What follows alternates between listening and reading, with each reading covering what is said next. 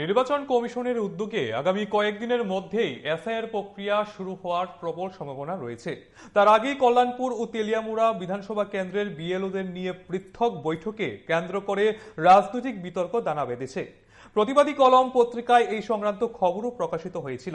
এই প্রসঙ্গে বৃহস্পতিবার তেলিয়ামুড়া মহকুমার সিপিআইএম কার্যালয়ে সাংবাদিক সম্মেলনে মহকুমার কমিটির সম্পাদক সুভাষনাথ অভিযোগ করেন, গত 21 জুন কল্যাণপুরের লোটাস কমিউনিটি হলে স্থানীয় বিধায়ক পিনাকি দাস চৌধুরীর নেতৃত্বে বৈঠক অনুষ্ঠিত হয়।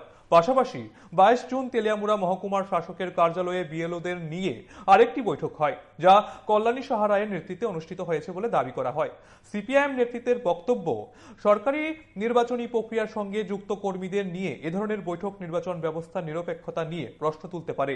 তাদের অভিযোগ, এ ধরনের উদ্যোগের মাধ্যমে প্রশাসনিক প্রক্রিয়ায় রাজনৈতিক প্রভাব বিস্তারের চেষ্টা করা হচ্ছে।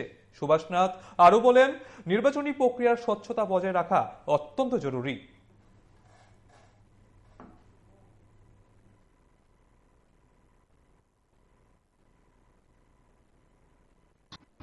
সাংবাদিক বন্ধুদের শুভেচ্ছা এবং অভিনন্দন এবং স্বাগত। আমরা আজকে সিপিআইএম তেলিয়ামুড়া মহকুমা কমিটির আহ্বানে আপনাদের আমন্ত্রণ জানিয়েছি। এই সময়ের মধ্যে